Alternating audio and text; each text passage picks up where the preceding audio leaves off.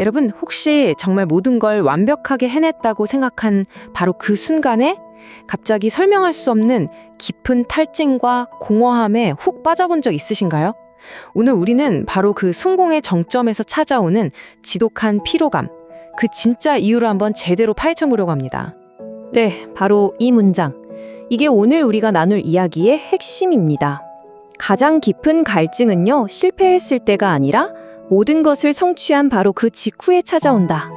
참 역설적이죠? 어떻게 그럴 수 있을까요? 자, 그럼 첫 번째 이야기, 승리 뒤에 찾아온 갈증으로 바로 한번 들어가 보겠습니다.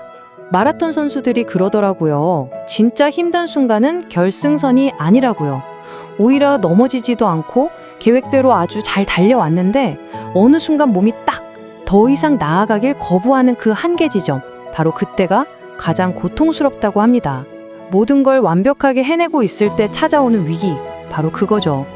그 순간 그들이 가장 간절히 바라는 게 뭘까요? 더 큰 응원? 더 빠른 기록? 아니요. 오직 목을 축여줄 시원한 물 한 모금, 바로 그거 하나입니다. 이 단순한 물 한 잔이 다시 달릴 힘을 주는 것처럼 우리의 영혼도 모든 것을 쏟아부은 뒤에 깊은 갈증을 느끼는 순간이 찾아온다는 겁니다. 성경에 나오는 삼손의 이야기가 이걸 정말 잘 보여줍니다. 그는 나귀턱뼈, 정말 보잘것없는 무기 하나로 1000명의 적을 물리치는 어마어마한 승리를 거뒀습니다. 그런데 바로 그 직후 그는 극심한 갈증으로 죽음의 문턱에 서게 돼요. 위대한 승리와 생명을 위협하는 위기가 바로 같은 장소, 같은 시간에 찾아온 거죠. 우리는 보통 실패했기 때문에 힘들다고 생각하잖아요. 그런데 성공한 후에, 모든 걸 완벽하게 감당해낸 후에 찾아오는 그 번아웃은요, 혹시 깊이 생각해 본 적 있으신가요? 어쩌면 지금 여러분을 지치게 하는 진짜 이유가 바로 거기에 있을지도 모릅니다. 자, 이제 이야기의 전환점입니다. 삼손은 이 절체절명의 위기 앞에서 어떻게 반응했을까요? 그의 한계를 인정하는 부르짖음에 대해 한번 살펴보겠습니다. 여기서 삼손이 부르짖었다라는 이 표현을 주목해야 합니다. 이건 그냥 기도했다랑은 차원이 다른 거예요. 여유롭게 드리는 그런 차분한 기도가 아니라 더 이상 기댈 곳도 없고 다른 방법도 없을 때 터져 나오는 생존을 위한 절규, 바로 그거였습니다. 이 부르짖음 속에서 삼손은 놀라운 변화를 경험하게 됩니다. 처음에는 내 힘으로 이겼다고 믿었지만 혼자서는 도저히 해결할 수 없는 갈증이라는 한계에 딱 부딪혔죠. 그리고 마침내 그 승리가 애초부터 자기 힘이 아닌 하나님의 은혜였음을 깨닫고 인정하게 되는 겁니다. 삼손의 기도를 직접 한번 들어보시죠.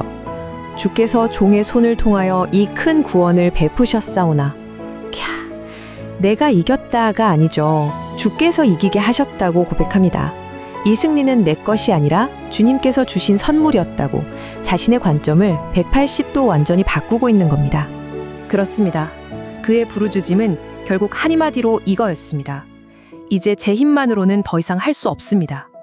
자신의 교만을 완전히 내려놓고 인간적인 한계를 정직하게 인정하는 가장 강력하고 위대한 순간이었죠.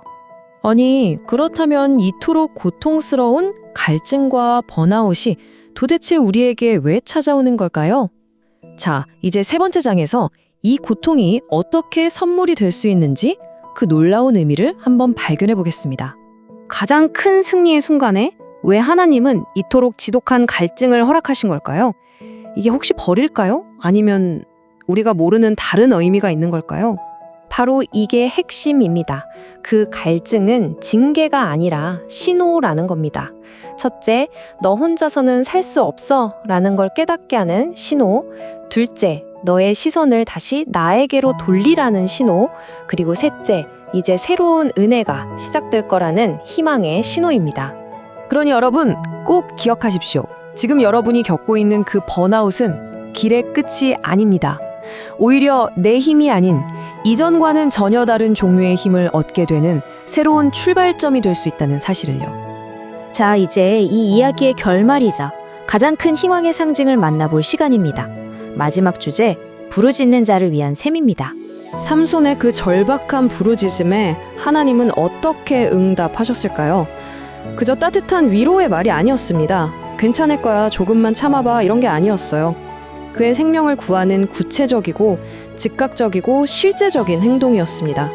하나님은 바로 그 자리에서 샘을 터뜨리셨고 그 샘의 이름이 엔하코레가 되었습니다. 그 뜻이 뭐냐면 바로 부르짖는 자의 샘입니다. 이름 자체가 이 모든 이야기의 메시지를 담고 있는 거죠. 여기서 정말 중요한 포인트가 있습니다. 이 샘은 삼손의 위대한 승리에 대한 보상이 아니었다는 겁니다. 그의 강함 때문에 주어진 게 아니라 그의 연약함과 절박한 부르짖음에 대한 응답이었습니다. 성경은 그 놀라운 결과를 이렇게 기록합니다.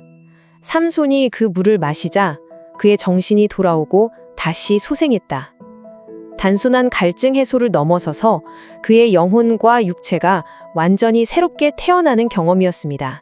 그리고 이 놀라운 회복 이후 삼손은 어떻게 되었을까요? 그는 무려 20년 동안 이스라엘의 지도자로서 자신의 사명을 굳건히 감당하게 됩니다. 가장 약했던 순간에 그 한 번의 부르짖음이 그의 인생 후반전 전체를 이끌어가는 원동력이 된 겁니다. 그러니까 에나꼬레는 삼손 인생의 마침표가 아니었습니다.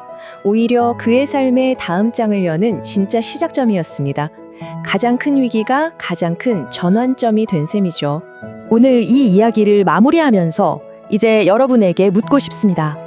지금 당신의 그 지친 부르짖음, 그 신음소리는 어디를 향하고 있습니까? 기억하십시오. 당신이 서 있는 바로 그 가장 메마르고 힘든 자리가 당신의 인생에 새로운 샘이 터져 나올 위대한 엔하꼬레가 될 수 있습니다.